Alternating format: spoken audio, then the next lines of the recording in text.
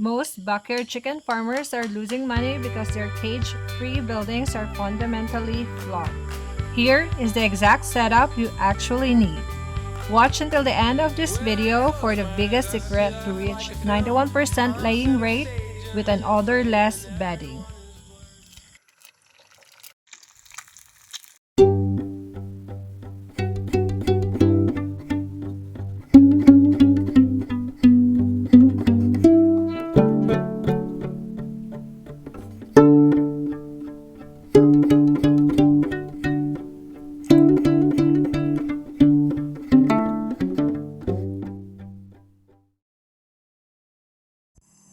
Most layer farms are built for maximum space efficiency. The goal is simple: fit as many hens as possible into a small area. But here's the problem. When chickens are stressed, overcrowded, bored, or uncomfortable, production suffers. You might save space, but you lose in other ways. Weaker immunity, more stress, feather pecking, higher mortality, and poor egg consistency. And eventually, your farm smells like ammonia 24/7. We wanted something different, not just a pretty cage-free farm for social media. We wanted a system that was practical, profitable, humane, and sustainable long term. So let me show you how this building works. The design is actually very simple, but every section has a purpose. So these elevated platforms here are made to maximize the vertical space that we have inside the building. And so if we will add more chickens, they won't be overcrowded on the beddings. The chickens usually rest, sleep, and stay dry over there. And on the floor, that is what we call the beddings. It is rice hull, but it's not just it. There are tiny workers in there, which makes the beddings odorless, and we'll tell you later the biggest secret, so make sure to watch until the end. So this center area is their activity zone. This is where they scratch, socialize, dust bath, and behave like actual chickens.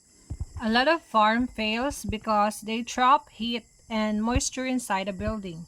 This structure is open-sided with high roofing, allowing hot air to escape naturally. In tropical climates, like here in the Philippines, airflow is not optional. Bad airflow destroys performance. So don't cover the sidewalls, just install nets like what we did, which is more efficient, less cost, and effective. One thing we notice with our cage-free system is that chickens are calmer, less panic, less aggressive behavior, and better feather condition, as you can see. And when chickens are healthy and relaxed, feed conversion improves. Now here's something most people won't tell you. Cage-free systems can fail badly if your management is weak. Like if you overcrowd, if your bedding stays wet, if ventilation is poor, if feeders and drinkers are badly placed, production will surely crash. So cage-free is not magic, it's management. We designed this layout so chicken can access feed and water easily without too much competition.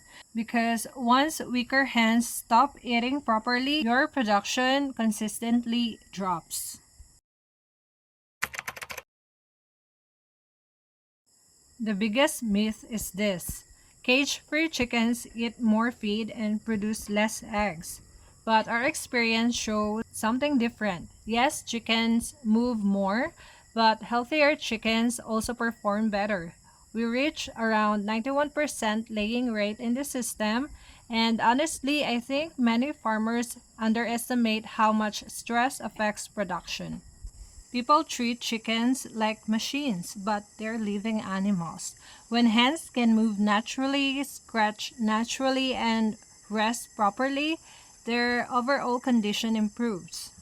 And as I've said in our last video, more people now care about animal welfare, egg quality, cleaner farming system. The industry is slowly changing, whether people like it or not.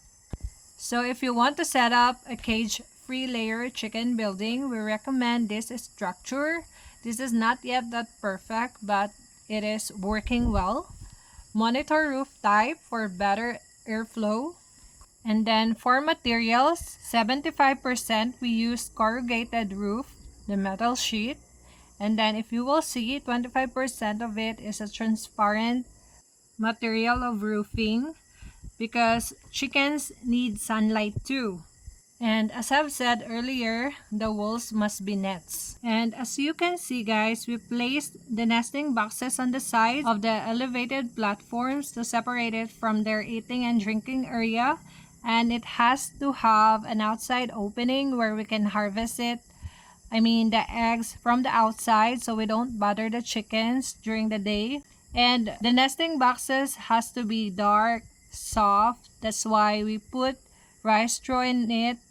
And it has to be quiet and far from traffic.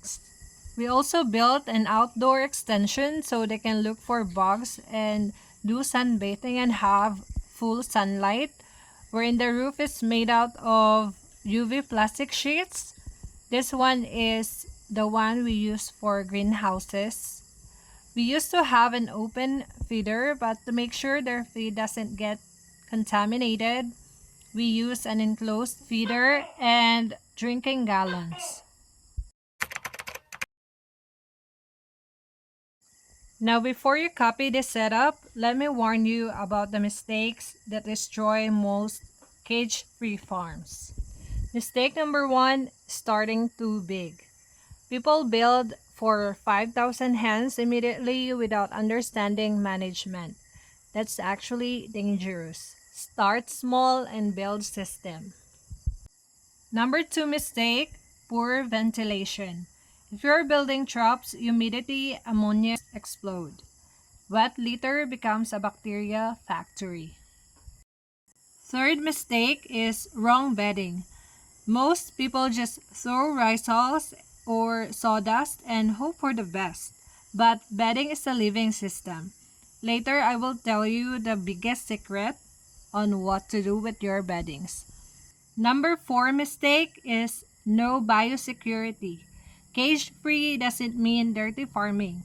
You still need discipline, clean water, controlled visitors, dry environment, rodent control, because good management matters more than expensive equipment. Now, here's the part most visitors notice immediately. Why doesn't this building smell bad? Because underneath this system, the bedding is alive. We use indigenous microorganism, also known in Korean natural farming as IMO. These beneficial microorganisms help break down manure naturally, so instead of waste rotting and producing strong ammonia, the microbes process the organic matter continuously. You have to watch this video to know how to culture IMO, and there we created a step-by-step guide for you to follow. Because these microbes, they keep the bedding healthier, drier, and far less odorous. And over time, the bedding itself becomes valuable organic material. But here's the most important part. You cannot just dump microbes once and forget management. If the bedding becomes too wet, compacted, or overloaded, even microbes will fail. So again, the secret is systems. This farm taught us something important. You do not need the most expensive setup to build a productive egg farm. But you do need observation, patience, proper design, and respect for the animals.